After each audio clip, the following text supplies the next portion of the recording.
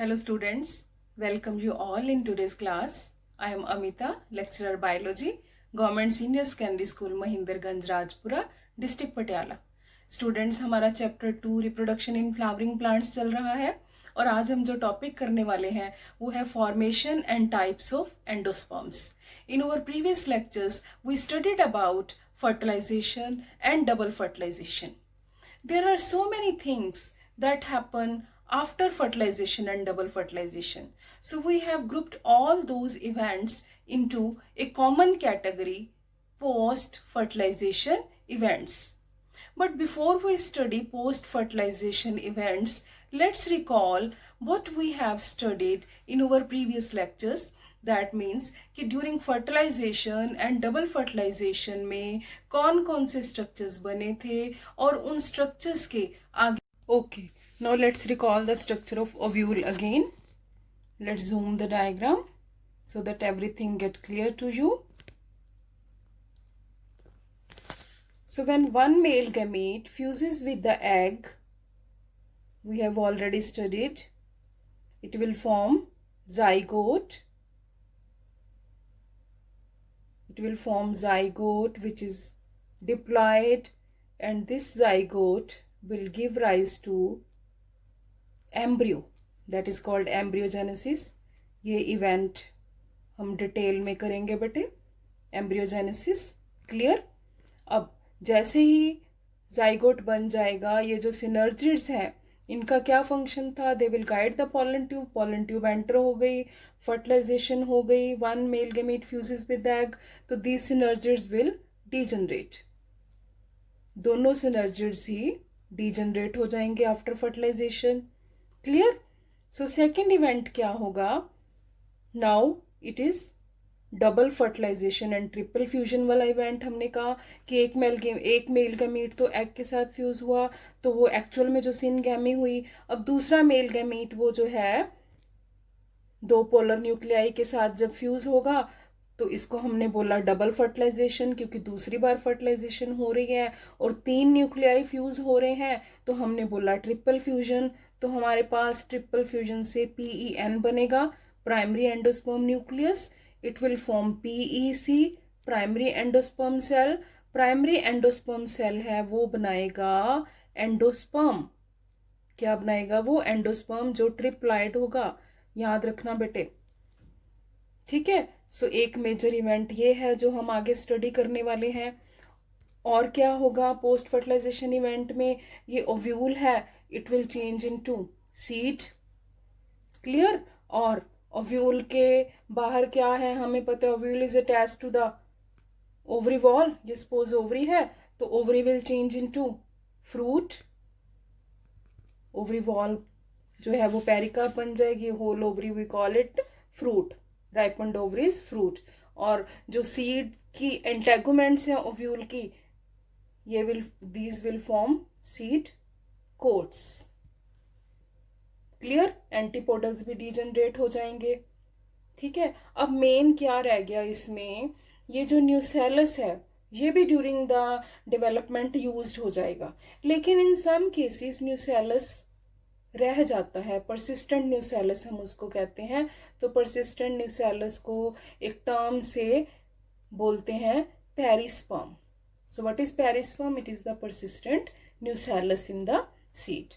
ठीक है. और जो सेपल्स हैं, पेटल्स हैं, वो भी फॉल ऑफ हो जाएंगे, झड़ जाएंगे आफ्टर फर्टिलाइजेशन.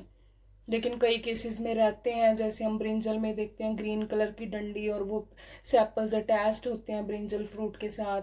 टमाटो के साथ भी हम सेपल्स देखते हैं. So these are some exceptional cases. Otherwise sepals and petal वो होते हैं फॉल ऑफ हो जाते हैं. क्लियर बेटे. So these are the changes जो हमने पढ़ी during fertilization and double fertilization. अब हम देखते हैं कि नोट्स भी बनाने हैं. तो हमें क्या लिखना है नोट्स में? Egg changes into zygote after syngamy. Zygote will form embryo. अब देखो आप कितने फास्ट समझ रहे हो. PEN triploid, it will form PEC. ठीक है. It will form endosperm.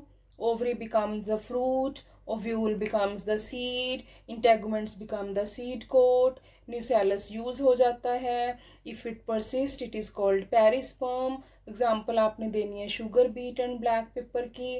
Calyx and corolla में also fall off, these are the post fertilization changes in a flower. ठीक है, सो ये वाली पोस्ट फर्टिलाइजेशन चेंजेस हैं। तो आज हम जो मेनली करने वाले हैं वो है development of endosperm and types of endosperm. उसके बाद हम एम्ब्रियो करेंगे, सीड करेंगे एंड फ्रूट फॉर्मेशन करेंगे। सो एंडोस्पर्म क्या है बेटे? एंडोस्पर्म एक तो ट्रिप्लॉइड टिश्यू है, हमने देख लिया। ये न्यूट्रिटिव टिश्यू है, इसके पास रिजर्व फूड है। ठीक है, फूड है तो ये एम्ब्रियो को न्यूट्रिशन देगा। लेकिन ये बना कैसे, इसकी फॉर्मेशन कैसे होती है, प्राइमरी एंडोस्पर्म सेल एंडोस्पर्म कैसे बनाता है, उसके बेसिस पे इसको 3 कैटेगरीज में डिवाइड किया हुआ है, free nuclear, cellular and helobial. तो हम 1 बाय 1 तीनों की फॉर्मेशन को डिटेल में देखेंगे। सबसे पहले हम बात करते हैं फ्री न्यूक्लियर एंडोस्पर्म, ये कैसे बनता है। सो बेटे ये हमारा प्राइमरी एंडोस्पर्म सेल है, इसमें प्राइमरी एंडोस्पर्म न्यूक्लियस है विच इज ट्रिप्लॉइड। ठीक है, इसमें माइटोटिक डिवीजन होगी, कैरियोकाइनेसिस होगी। ठीक है, जितनी मर्जी डिवीजन हुई इसकी प्लॉइडे 3n नहीं रहेगी क्योंकि माइटोटिक डिवीजन हो रही है। अब karyokinesis is not followed by cytokinesis, फिर कैरियोकाइनेसिस हो जाएगी। तो ऐसे फ्री न्यूक्लियर डिविजन्स होती रहेंगी, कैरियोकाइनेसिस ओनली, नो साइटोकाइनेसिस। तो this is free nuclear endosperm. जो आप कोकोनट वाटर पीते हो, नारियल का पानी पीते हो, एक्चुअल में वो किसकी एग्जाम्पल है? फ्री न्यूक्लियर एंडोस्पर्म की। अब आप बोलोगे कि तो मैम जो वाइट गरी पोर्शन होता है जो हम खाते हैं वो क्या है? उसमें क्या होता है बेटे कि सेंटर में एक वैक्यूल अपीयर हो जाता है और उसमें थोड़े से फ्री न्यूक्लियाई रहते हैं आफ्टर कंप्लीट डेवलपमेंट ऑल्सो। तो जो पेरिफेरल पोर्शन है उसमें से जो है सेल वॉल फॉर्मेशन स्टार्ट हो जाती है। So this is the actually white portion जो हम खाते हैं। Clear? So free nuclear endosperm में एग्जांपल आप दोगे टेंडर कोकोनट की, कोकोनट वाटर। सेकंड आ जाओ आप सेलुलर एंडोस्पर्म, पेटूनिया, धतूरा, एग्जाम्पल याद रखना, इतनी कॉमन नहीं है सेलुलर एंडोस्पर्म। ठीक है, तो इसमें क्या होगा? Primary endosperm cell, primary endosperm nucleus, every karyokinesis is followed by cytokinesis. तो अल्टीमेटली हमें सेलुलर एंडोस्पर्म मिल जाएगा क्योंकि जैसे कैरियोकाइनेसिस होती है साथ के साथ साइटोकाइनेसिस भी हो जाती है। So this is cellular endosperm. Third is helobial endosperm. अब ये इंटरमीडिएट है, हाफ न्यूक्लियर होता है हाफ सेलुलर होता है, मोनोकॉट्स में होती है। इसकी एग्जांपल ये हमारा पीईसी है। पीईसी में क्या हुई? पहले कैरियोकाइनेसिस हुई तो साथ के साथ साइटोकाइनेसिस भी होगी, अनइक्वल डिवीजन हो जाएगी। अब क्या होगा? हाफ पोर्शन में तो क्या होगा? सेलुलर डेवलपमेंट हो जाएगी और हाफ में फ्री न्यूक्लियर होएगी। So this is in case of monocots, helobial endosperm. अब आपको नोट्स बनाने हैं क्योंकि 5 मार्क क्वेश्चन आता है मोस्टली इस पे। ठीक है, तो आपको विद डायग्राम्स ये क्वेश्चन अटेम्प्ट करना है। तो फ्री न्यूक्लियर एंडोस्पर्म क्या लिखेंगे हम नोट्स में? It is the most common type of endosperm. Here PEN, primary endosperm nucleus divide repeatedly, mitotic divisions without cytokinesis and result in the formation of large free nuclei in the cell. ये free nuclei हैं। coconut water example. cellular endosperm it is not very common, example हमने petunia and धतूरा की दी है। every karyokinesis is followed by cytokinesis, तो पूरे का पूरा एंडोस्पर्म सेलुलर है।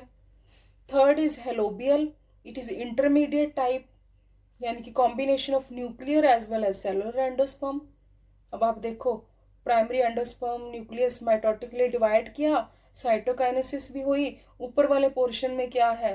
फ्री न्यूक्लियर है और नीचे वाले में क्या होगा? सेलुलर एंडोस्पर्म होगा।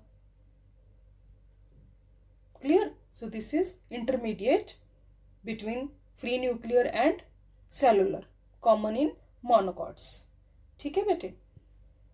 अब एंडोस्पर्म की डेवलपमेंट हो गई, एंडोस्पर्म ने फूड देना है, न्यूट्रिशन देनी है एम्ब्रियो को, तो सारे का सारा भी यूज हो सकता है आफ्टर द डेवलपमेंट, और कुछ बच भी सकता है after the development of embryo. तो जिनमें बच जाएगा एंडोस्पर्म उसको बोलेंगे endospermic seeds. Seeds which have endosperm उनको एल्ब्यूमिनस सीड्स भी कहते हैं। एग्जाम्पल आप वीट की दे सकते हो, मेज की दे सकते हो। मेज ग्रेन मोनोकोट सीड का डायग्राम हमारे सिलेबस में है, हम करेंगे। तो ये जो आप देख रहे हो this is all endosperm, so it is endospermic seed. Non endospermic as the name indicate कि एंडोस्पर्म नहीं होगा सीड में, सारे का सारा यूज हो गया, तो it is non albuminous seeds भी कहते हैं। For example pea and bean. Gram seed का डायग्राम भी हम करेंगे, डाइकोट सीड का, उसमें आप देखोगे नॉन एंडोस्पर्मिक सीड है। फंक्शंस ऑफ एंडोस्पर्म, अब तो आप समझ गए होंगे कि एंडोस्पर्म का एक ही काम है main, to give nutrition to the embryo, उसको प्रोटेक्ट करके भी रखता है ये, ठीक है। सेकंड फंक्शन प्रोटेक्शन का हो गया, फर्स्ट फंक्शन इसका क्या हो गया, न्यूट्रिशन का, ठीक है। थर्ड फंक्शन इसमें साइटोकाइनिन होता है, फाइटो हार्मोन है जो, it regulate cellular differentiation also. So these are the 3 important functions of endosperm. Clear बेटे? सो अभी आपने क्वेश्चन अच्छी तरह से अटेम्प्ट करना है जब एग्जाम में आएगा with fully labelled diagrams. Okay, thank you.